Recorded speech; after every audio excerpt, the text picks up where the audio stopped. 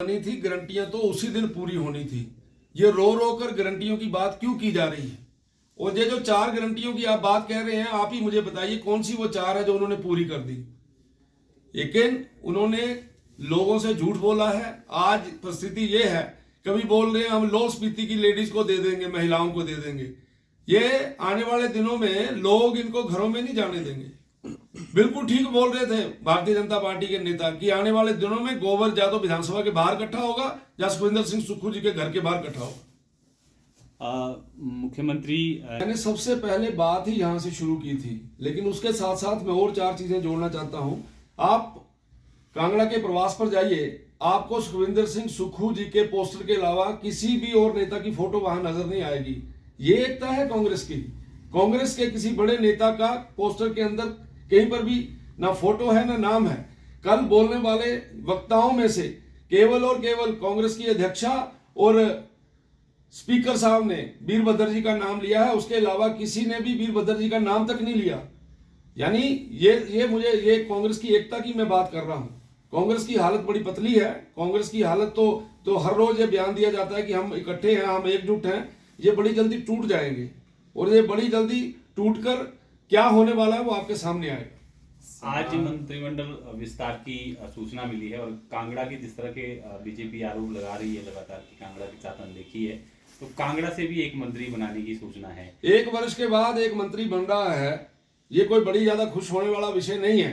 वहां पे सदा ही चाहे वीरभद्र सिंह जी रहे हो, चाहे श्री जयराम ठाकुर जी रहे हो, चाहे श्री प्रेम कुमार धूमल जी रहे हो, 4 मंत्री वहां से बनते हैं। क्या कारण है कि आज भी वो 4 मंत्री नहीं बनाए जा रहे हैं? क्या कारण है कि वहां से केवल एक व्यक्ति को लिया जा रहा है, एक व्यक्ति को मंत्री बनाया जा रहा है? जिसको मंत्री बनाया जा रहा है उसको हम बधाई देते हैं, लेकिन सुखविंदर सिंह सुक्खू जी से मैं ये पूछना चाहता हूं कि कांगड़ा के साथ न्याय करने में इतनी देरी क्यों हो रही? सवाल भाजपा की। सोलन में क्या हुआ है? सोलन में कांग्रेस के पास बहुमत था। लोग समय समय के ऊपर अपने विचार बदलते हैं। समय समय के ऊपर वहां काम करने वाले लोग, वहां पे काम करने वाले लोगों की शैली के ऊपर वोट देते हैं। मैं मानता हूं वहां वोट कम हुआ है, लेकिन आपको भी पता है कि सत्ता बल और धन बल का किस प्रकार से वहां पे प्रयोग हुआ। आपदा में मैं एक बात बड़ी स्पष्ट तौर पे कहना चाहता हूं कि केंद्र जब भी ये जो हिमाचल प्रदेश है, ये तो टिका ही केंद्र की मदद के ऊपर है। अगर केंद्र एकदम मदद बंद कर दे तो यहाँ पर तो वेतन देना भी बड़ा ज्यादा मुश्किल है। लेकिन ये रो रो के मैं तो यही बोल रहा हूं, 1 साल रोने वाला है, इसमें हंसने वाली कौन सी बात आ गई? जश्न वाली कौन सी बात आ गई? यही मैं बोल रहा हूं।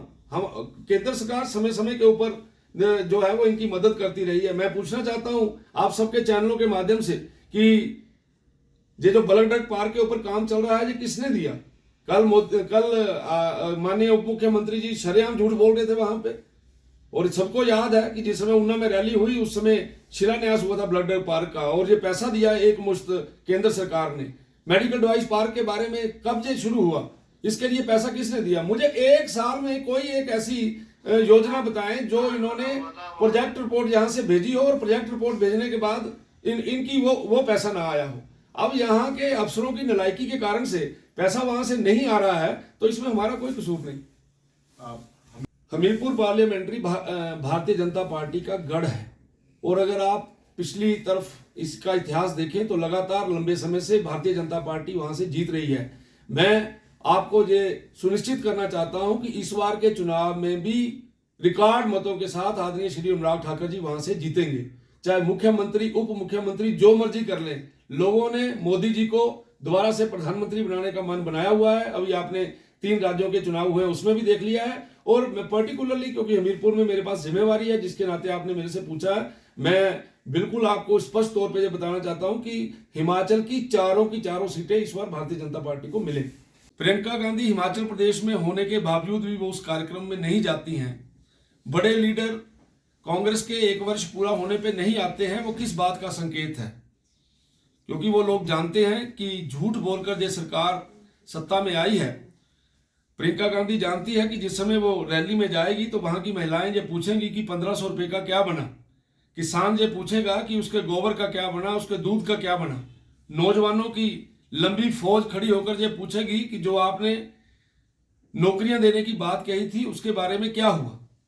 इसलिए ये बड़ा विचित्र एक मूवमेंट देखने को मिला है कि जिस प्रकार से कोई बच्चा क्लास में फेल हो जाता है, फिर उसके बावजूद भी वो डांस करता है कि मैं फेल हूं, लेकिन वो पास होने का ढोंग रचता है। उसी प्रकार से सुखविंदर सिंह जी ने भी वहां पर ये काम करने की कोशिश की है। और उसके साथ साथ मैं ये भी बोलना चाहता हूं कि अगर जो उस रैली में गए हैं उन्होंने देखा होगा अधिकांश कुर्सियां खाली रही, स्कूल के बच्चों को ग्राउंड में लेकर ले जाया गया। मेरे विधानसभा क्षेत्र के अंदर जितनी भी बसें थी, किसी भी बस के अंदर 10 से ज्यादा लोग नहीं बैठे थे। और अंत में तो स्थिति ये हो गई कि बीडीओ ऑफिस का पूरा स्टाफ उन गाड़ियों में डालकर उनको वहां पे ले जाया गया। इसलिए ये जो कार्यक्रम हुआ है ये पूर्ण रूप से फेल हुआ है। उसका फेल होने का कारण कोई और नहीं है, उसका फेल होने का कारण कांग्रेस द्वारा झूठ बोलना, कांग्रेस के द्वारा झूठी गारंटियों की बात करनी। इसलिए हिमाचल प्रदेश की महिलाएं, नौजवान साथी, किसान, सब लोग जो हैं वो इस दुखी हैं।